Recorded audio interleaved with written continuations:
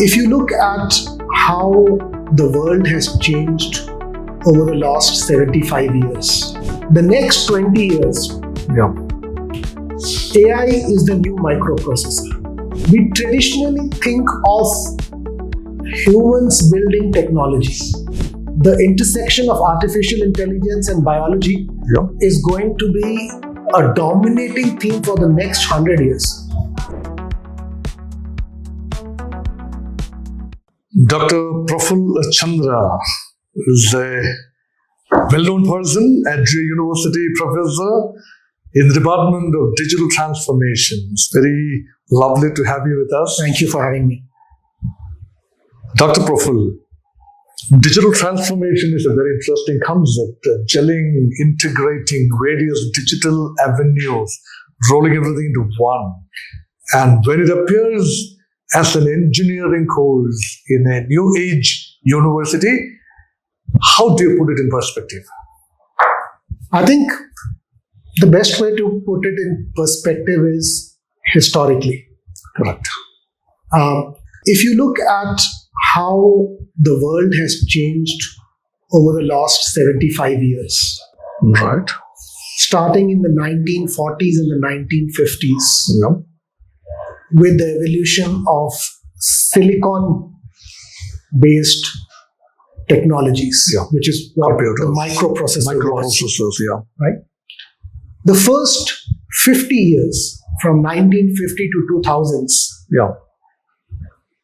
was about using the power of the microprocessor to build software, to build digital solutions. A lot of the first 50 years were focused on the microprocessor itself. And a lot of the technologies, programming, software engineering, computer science, all around the microprocessor. Starting in the 2000s, there was a shift. In our world, we called it moving from Web 1.0 to Web 2.0. And Web 2.0 was basically about how digital processors and the software and the computer science around it interacts with the society. Okay. That's a widening vista. The widening of it, right? At center, from 2000 to 2020, what was the transformative effect of this technology was dominated by platforms like Facebook. Social media platforms. Social media, Instagram, WhatsApp. Started by Orkut and then Insta, all new things. YouTube. Right? What is the defining characteristic of this era was how people interact with technology. Right? Because all these technologies allowed us to create content. Unlike the first 50 years. Using technology, creating content. Correct. That was 2000 to 2020. That I was would say. that was the focus. That was Web 2.0. I think we are the third phase now. Third phase now. Starting in 2020, 21, 22. That is post-COVID era. Post Web 2.0, post social media. What is fundamentally changing is the emergence of a new form of intelligence. We are all human beings, carbon-based intelligence. We are seeing the emergence of silicon-based intelligence. And to answer your question in one line, if I was to say, the next 20 years, AI is the new microprocessor. Right. So the AI era is already born. Yes. It's born and we have to build around it. Every other technologies, the digital world has to build around it. That's right. Correct. So AI is going to be the hub. AI will be the hub. The first 50 years, the microprocessor was the hub. Right. The next 20 years, we saw it was the intersection of those digital technologies with the human society. Social media in all its form. Correct. YouTube, Instagram, Facebook, whatever you call it. This new era is triggered by a new form of intelligence, and it will bring tectonic shifts in both technology as well as society. And that's where we say that's the way to think about digital transformation. So this university preempts the change and get themselves ready, get the students ready to face the tectonic plate movements Absolutely. that are under the ground. Yes. Any moment it can erupt Yes. and be ready. Yes. I think we are starting to see signs of it shifting the world above the ground or above the surface as you speak, right? Of course, the torch bearer of this change is ChatGPT. ChatGPT, yeah. Right? A technology which has grown faster than any other technology in the history of humankind ever. Yeah. Right? And that is one of your first indicators of how the world is. So this department, or may I call it this program called Digital Transformation, incorporates all these aspects, the emerging technology Absolutely. of ChatGPT, the robotics, and AI, and all new versions of it, all rolled into one mass. And you call it transformation. You call it transformation in whole, but even human transformation, transformation of minds, and transformation processes. It's a very good question, right? We traditionally think of humans building technology. Oh, now it's the other way around. Now the technology shapes the humans. Shapes the humans, yeah. Right? And the education system has to evolve. To acknowledge that every student has access to ChatGPT today. Correct. Now, conventional universities may not encourage that. Correct. But this university, Atria, and Department of Digital Transformation, encourage even the use of ChatGPT. Absolutely. As long as the end product is something very, very positive and powerful. Right. During a course, there are certain sessions which are scheduled where ChatGPT is mandatory to use. Oh, okay. So we have flipped it around and said, not only can you use it, you should use it. But there is an hour and a half where you must use it. Set aside for that. Correct. Right. Very, very, very innovative. And the new age university, coming to the larger picture of the new age universities, in what way do these universities, including Atria, have the flexibility in projecting the futuristic models in education? Right. I think there are 2 or 3 ways which I would point out as to how we are flexible. The first and the most obvious one that most people think about when they think about flexibility is in the curriculum. Right? So in the curriculum, the first thing that we offer the students is a notion of a major and a minor, right? Which is very well established in the more developed economies where education. See, that is what the Western world is doing now. Absolutely. European transatlantic model. That's right. So unfortunately, that model has not been picked up by the vast majority of colleges and conventional universities. So the first thing that we do, students, for example, is a major and a minor, right? And I'll give you some examples. So a student who is majoring in digital transformation can do a minor in computational life science. What is the choosing point? At what stage do they choose? I was under the impression that students just come to Atria University, register as an undergraduate student, 1 year of foundation course. Meanwhile, they can make up their mind. By the time they reach the second year, they are ready to choose the major and whatever minors that they want. Third year. So at the end of first year, they choose their major. At the end of second year, before entering third year, they choose their minors. So multiple minors. So they can do multiple minors. They can do no minors. Oh, right. They can do one minor. Oh, they have flexibility, but a certain number of credits have to be generated? Absolutely. So, and we leave it to the student. So I gave you an example of student doing a majoring in digital transformation and a minor in computational life science. Oh, there's a synergy between digital transformation and science. That is life science. Life science. Biology.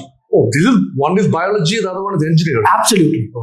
Because we believe that, in fact, the intersection of artificial intelligence and biology Yeah. is going to be a dominating theme for the next 100 years. So that's one. Seemingly unthinkable a couple of decades ago. Absolutely. But the world has changed. The world has changed, yeah. Similarly, a student may choose to do a major in digital transformation and do a minor in energy sciences. You can do a minor in digital transformation. Correct. We also offer a minor in digital transformation. The trade-off is that the minute you declare that I am doing a minor in a life science or a minor in digital transformation, the number of courses or credits that you have to complete in that subject is fixed. Whereas a student may say, I don't know what I want, and therefore I don't want to declare a minor. And this student can do 2 courses from computational life science, 2 from energy science, 2 from sustainable entrepreneurship. And he or she says, I want to explore. So that is the flexibility. That is the charm of it. The students would love it. Yes. Because catering to the individual requirements. Absolutely. Which a normal, regular, conventional university may not have that kind of a flexibility. Correct.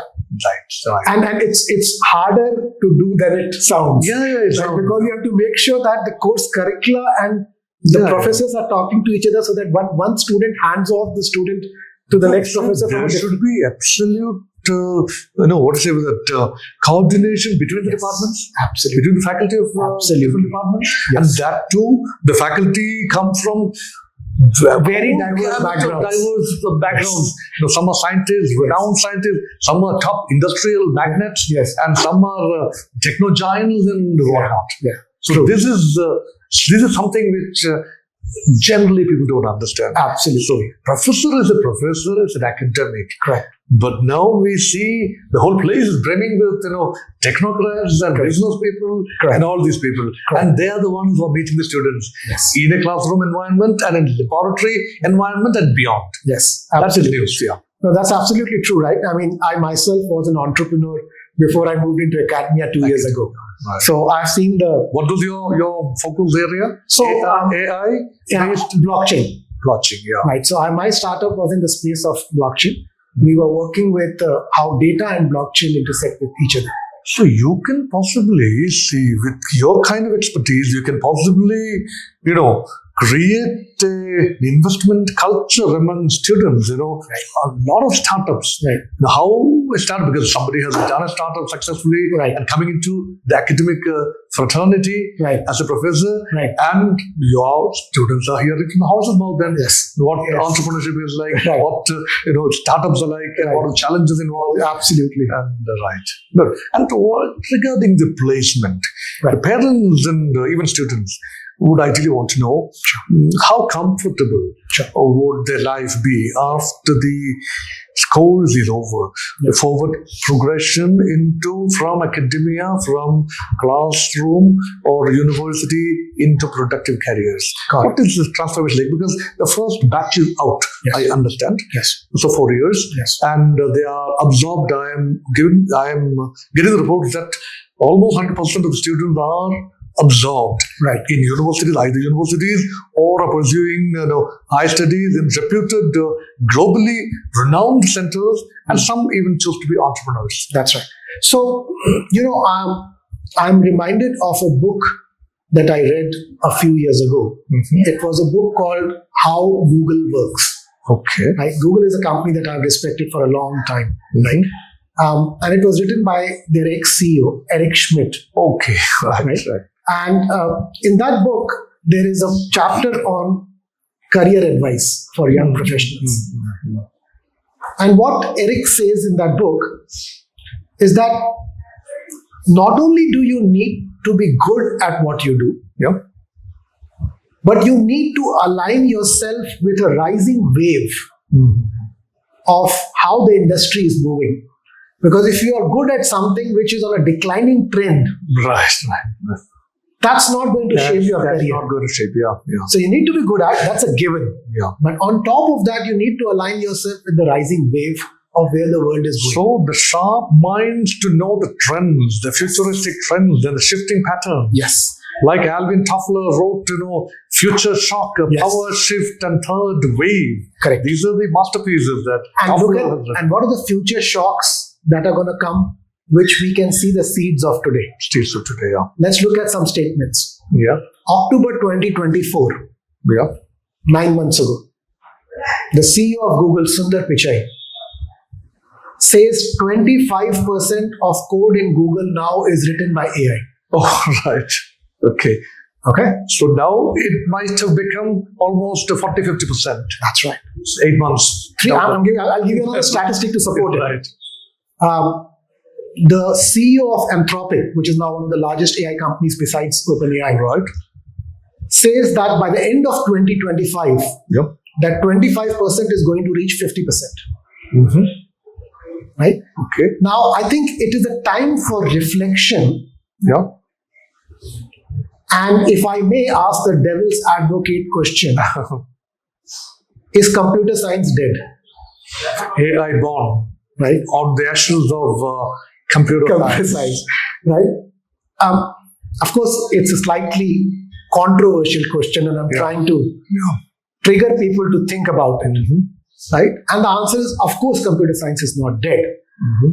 It's like evolving. It is just evolving, transforming. correct. Computer science is dead. Long live computer science. Long live computer science, yeah. That's where we are. I think it's changing. Changing, yeah. And that's what we struggled with when we started to decide what should we teach students in 4 years. Because what we learned when we were in college, that has become geriatric material. Already become outdated, redundant. if 50% of the code base is going to be written by AI, where does the in Nathaniel, 100%? God knows. Yeah, it's very hard to predict. There's no human touch. So now the question is, what is the role of the human? Yeah. And that's where we are basically preparing our students to understand that technology can go beyond programming. Yeah. There is a role for architects. There's, of course, a role for computer science software engineers. But those roles, the numbers will be smaller. There will be a new set of roles that will emerge. Right? What is growing? Data science was growing very extensively a few years ago. It continues to grow. AI engineers, machine learning specialists, data engineers, right? Those so are rather than electrical, electronic, mechanical engineers, this is data science, AI engineers are going to be the I would norms. say it slightly differently. Yes, agreed with that. But I think AI is going to become a horizontal thing. It will going to permeate everything. Yeah, it transforms every field. Yes. Even electronics. That's right. Electrical. Mechanical. Yeah. It's going to transform. Correct. It's going to become a horizontal.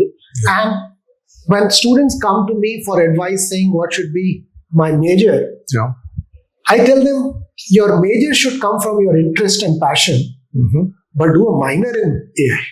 Right. But do a major in whatever you want. Yeah. But do a minor in AI. That is the common thread. That is the common thread that will carry across subjects and fields. Correct. Good. Coming back to the Atria education system, what could you point out as the unique thing among the new age universities? The X factor for Atria, with special reference to this particular department. Okay. I will say two things. Yeah. We have to acknowledge that we are teaching a generation of Instagram users where the attention span is very low. Very low. No patience. Yeah. So that's, if you do not acknowledge that, you will not be able to teach well. Now, what is the fundamental shift that we can learn from in education, which has adapted to shorter time spans? And so that is how you have this small 15 days sprints. Sprint. It's a short sprint, 13 to 15 day sprint, a 3-week sprint, Yeah. where we immerse the student in one topic and one topic only. So this is a concept which is not familiar in other new age universities? Not so much. It is familiar on Coursera. So if you look at edtech platforms like Coursera, they break down a very complicated subject into smaller modules, which people can complete and feel a sense of achievement at the end of every So module. this means a particular core area that you zero in, that will be continuously absorbed, taught, learned, Yes. Experimented for 15 days in a stretch. At a stretch. That's exactly right. And you use the exact right You words. go deep into it. Yes, and you use the right words. You talk about it. Yeah. You listen about it. Yeah. You do it. Do it. You experience it. You talk about it. Everything in that compressed 15 weeks. Experiential learning. So you are immersed in the topic for that period of 15 days, and then you move on to the next topic, but the curriculum is planned very carefully. See, mind is focused then. Yes. Nothing else to digress. Yes. All focused, and once you finish it, okay, that's it, certain credits. Correct. Another module. And the next module is chosen such that it builds on the knowledge of the first module. That is the one brick, and you put the brick on top of it. That's right. Building brick by brick. Brick by brick.